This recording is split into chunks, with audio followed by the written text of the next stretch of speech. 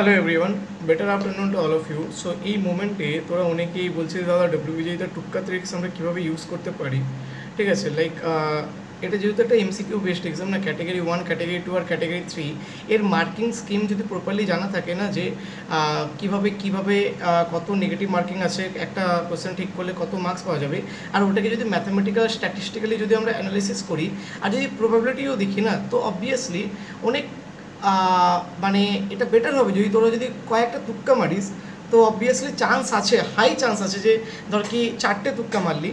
আমি ওইগুলো নিয়ে সব ডিসকাস করবো, ঠিক আছে। প্রথমে আগে বলে দিই যে ক্যাটাগরি 1-এ ধরে নে তোর হচ্ছে ক্যাটাগরি 1-এ যতগুলো কোশ্চেন্স আছে ওইগুলোর মধ্যে যদি তুই অ্যাটেম্প্ট করিস, যদি ঠিক হয় তাহলে ওটা +1, আর যদি অ্যাটেম্প্ট করিস আর যদি ভুল হয় তাহলে ওটা -0.25, আর না অ্যাটেম্প্ট করলে কোনো মার্কস নেই। ক্যাটাগরি 2-তে যদি অ্যাটেম্প্ট করিস ঠিক হয় তাহলে +2, যদি অ্যাটেম্প্ট করিস ভুল হয় তাহলে -0.5, আর যদি না অ্যাটেম্প্ট করিস তাহলে কোনো মার্কস নেই।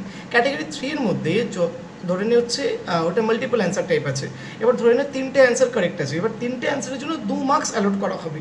এবার তুই যতগুলো অ্যান্সার কারেক্ট ওইখানে দিবি ওই অনুযায়ী ওই রেশিওতে তুই মার্কস পাবি। যেমন ধরে 3টে অ্যান্সার কারেক্ট আছে, তুই 2টো দিয়েছিস, তার মানে তোর 3টে অ্যান্সারের জন্য 2 মার্কস অ্যালোটেড আছে, তাহলে একটা অ্যান্সারের জন্য 2/3 মার্কস অ্যালোটেড। এবার তুই অ্যান্সার দিয়েছিস 2টো, তার মানে 4/3 মার্কস পাবি। এরকম যদি 3টে অ্যান্সার দিস তাহলে 6/3, মানে 2 পুরো ফুল মার্কস পেয়ে যাচ্ছিস। আর যদি একটা অ্যান্সার দিস তাহলে 2/3। তাহলে এরকম করে পার্ট মার্কিং আছে তোর ক্যাটাগরি 3 এর জন্য, ঠিক আছে। আর ক্যাটাগরি 3তে আরেকটা কথা বলি, ধরুন 3টে অ্যান্সার এ বি সি আছে, তুই এ আর বিটা তো মার্ক করলি, তার সাথে তুই সি এর জায়গায় ডি মার্ক করে দিলি। যদি একটাও অপশন যদি হচ্ছে তুই ভুল মার্ক করিস না, তাহলে বাকি দুটোর জন্য নাম্বার পাবি না, পুরোপুরি 0 হয়ে যাবে, ঠিক আছে।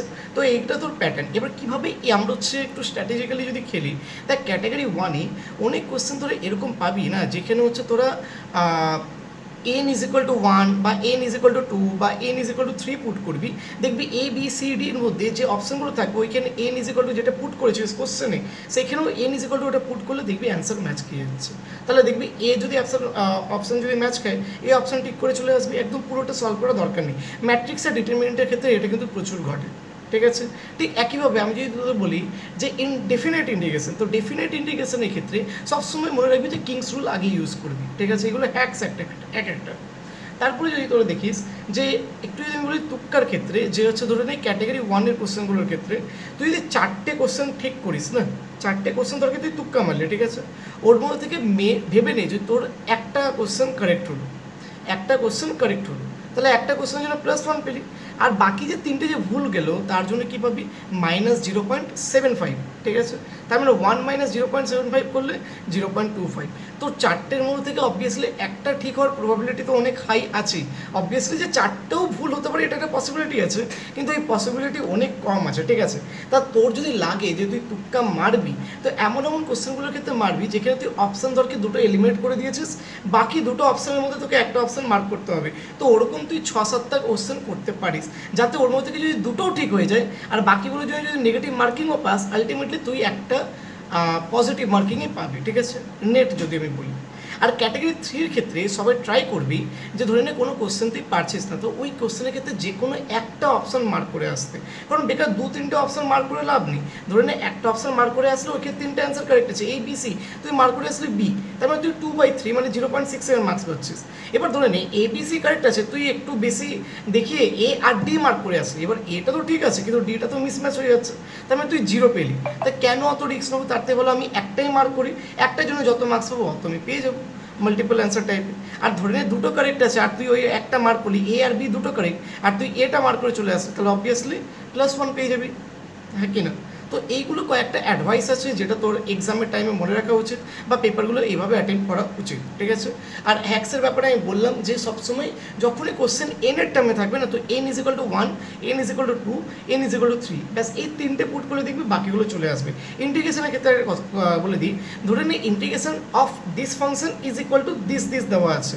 তো তোরা যদি ইন্টিগ্রেশনটা নাও পারিস, কারণ অনেক রকমই ইনডিফিনিট ইন্টিগ্রেশন থাকে যেগুলো মানে সাডেনলি আমাদের ব্রেনে ক্লিক করে না, তাহলে কী করবি, দুপাশে ডেরিভেটিভ করে দিবি। আচ্ছা ইন্টিগ্রেশন ডেরিভেটিভ করলে কী পাবি, সেই ফাংশনটা পেয়ে যাবি, আর এখানে f(x) g(x) যা আছে ওই ফাংশনটা পেয়ে যাবি। তো ওইখান থেকে সলভ করলে হয়তো তুই ভ্যালুটা পেয়ে যেতে পারিস। এটা সবসময় অ্যাপ্লিকেবল হয় না, কিন্তু অ্যাপ্লিকেশন মানে করা যায় এটা, ঠিক আছে। ডব্লিউবিজি পিআই কিউজে অনেকগুলোতে এটা লেগে যাবে। ম্যাট্রিক্স অ্যান্ড ডিটারমিনেন্টে এনের টাইমে অনেক কোশ্চেন থাকে, তো ওইগুলো সলভ করতে পারিস এন ইজ ইকুয়াল টু 1 2 3 এরকমভাবে পুট করে। আর একটা জিনিস যেটা ক্যাটাগরি টুতে বেশি তোরা হচ্ছে মানে তুক্কা মারতে যাস না, কারণ ওইখানে 2 আছে আর নেগেটিভ পেলে 0.5 আছে, আর ওইখানে হাই চান্স থাকে যে তোরা নেগেটিভ খাবি। কারণ কি, কারণ ওইখানকার কোশ্চেনগুলো না এতটাই ইজি হয় না, ওইখানে কোশ্চেনগুলো অনেকটাই টাফ হয়, আর অপশানগুলো না অনেকটাই কাছাকাছি থাকে, ফলে যে তুই যে তুক্কা মেরে যে ওটা সলভ করবি না ওটা পসিবল নয়। কিন্তু ওটা ক্যাটাগরি 1-এর ক্ষেত্রে পসিবল, তো ক্যাটাগরি 1-এর ক্ষেত্রে তোরা ওই রিস্কটা নিতে পারিস, কিন্তু ক্যাটাগরি 2-র ক্ষেত্রে নিস না, ঠিক আছে। তো এটাই আমার সাজেশন থাকবে, ক্যাটাগরি 1 2 3 এরকমভাবে অ্যাটেম্প করিস, ওটাই সব থেকে বেস্ট হবে। আর যদি তুক্কা তুই যেটা বলছিস সেটা অবভিয়াসলি থাকবে, কিন্তু অনেক মিনিমাল, ঠিক আছে।